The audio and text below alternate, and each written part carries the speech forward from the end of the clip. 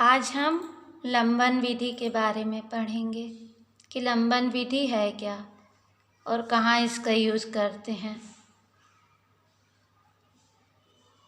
लंबन विधि, पैरालेक्स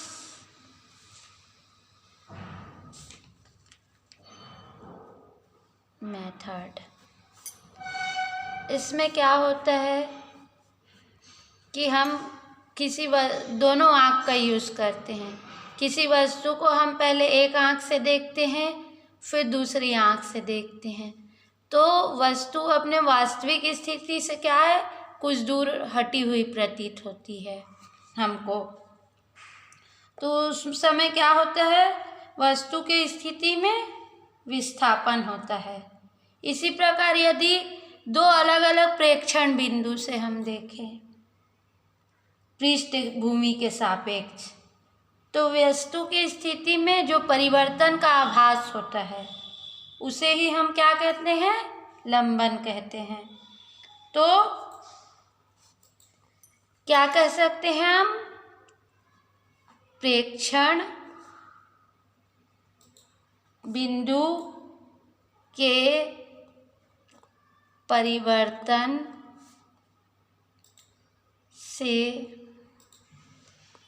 किसी वस्तु की स्थिति में, प्रेक्षण बिंदु से किसी वस्तु की स्थिति में प्रेक्षण बिंदु के परिवर्तन से किसी वस्तु की स्थिति में सापेक्षिक विस्थापन, सापेक्षिक विस्थापन को ही हम क्या कहते हैं, लंबन कहते हैं।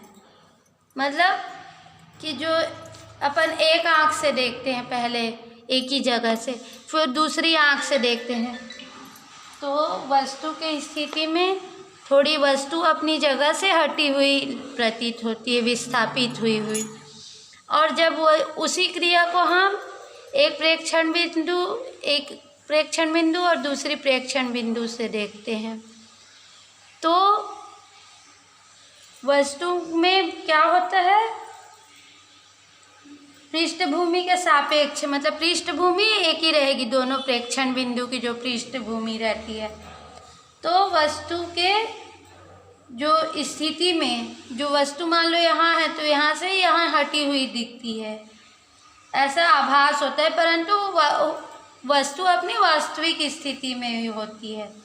तो जो यह सापेक्षिक विस्थापन होता है उसको ही हम क्या बोलते हैं, लंबन कहते हैं। और दो बिंदुओं के बीच की दूरी को क्या बोलते हैं, आधार कहते हैं। अब मान लो ये कोई वस्तु O है और दो प्रेक्षण बिंदु, एक यहाँ प्रेक्षण बिंदु है, एक यहाँ प्रेक्षण बिंदु, ये प्रेक्षण बिंदु A और ये प्रेक्षण बिंदु B। तो हम प्रेक्षण बिंदु A से पहले देखेंगे वस्तु को, फिर B प्रेक्षण बिंदु से वस्तु को देखेंगे। तो दोनों को देखने में ये वस्तु की स्थिति B से देखेंगे तो हो सकता है इधर दिखे या कहीं और भी दिखे, A से देखेंगे तो कहीं और दिखेगा, और तो मतलब आभास होता है, परंतु वह अपनी मूल स्थिति में ही रहता है। तो और AB, इसको क्या बोलेंगे हम, आधार, बेस। ये क्या कहलाएगा, आधार, ठीक है।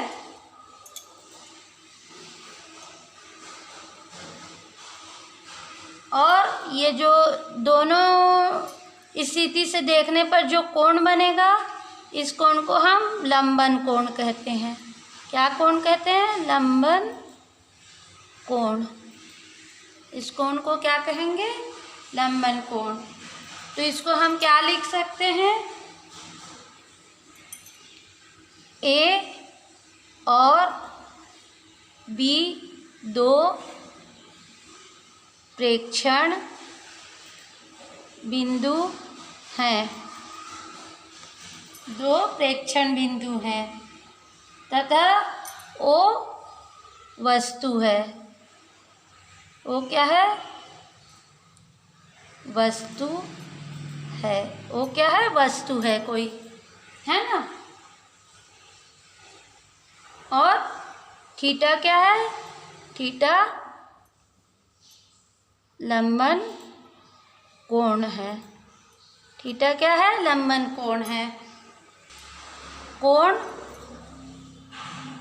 ए ओ बी, तो कोण ए ओ बी बराबर क्या होता है? थीटा लंबन कोण है।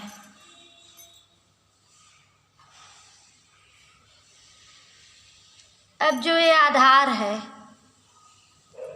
ये इसकी तुलना में, ये दोनों की तुलना में क्या होगा? बहुत निम्न होगा, क्योंकि बहुत लंबी दूरी के लिए लंबन विधि का प्रयोग करते हैं। तो ये बहुत अधिक लंबाई होगी, ये भी बहुत अधिक लंबाई होगी, पर जो आधार की लंबाई है उसको बहुत कम होगी। ए बी जो है, ए बी दूरी ओ ए और ओ बी की तुलना में क्या है? बहुत कम है। तो ए बी को हम वृत्तीय चाप मान सकते हैं। क्या कर सकते हैं? हम इसको वृत्तीय चाप मान सकते हैं, जिसकी त्रिज्या क्या होगी? ओ ए। वृत्तीय चाप मान सकते हैं जिसकी त्रिज्या होगी ओ ए। ठीक है। तो अब जैसा कि हम जानते हैं कि क्या होता है? कोण बराबर चाप बटा त्रिज्या। क्या होता है? कोण बराबर चाप बटा त्रिज्या। तो कोण क्या है अपना? थीटा। और चाप क्या है? A B. और त्रिज्या क्या है? ओ ए।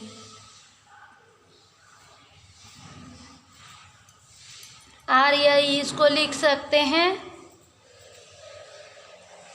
ओ ए बराबर ए बी बटा थीटा। तो इस प्रकार हम क्या कह सकते हैं? इस प्रकार हम क्या कह सकते हैं कि यदि ए बी और थीटा का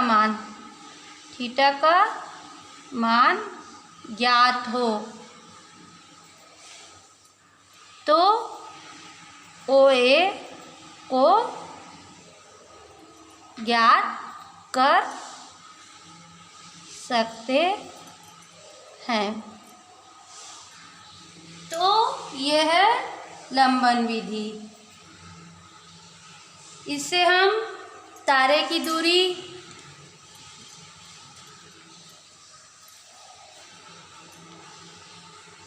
या चंद्रमा का आकार, ये सब जान सकते हैं।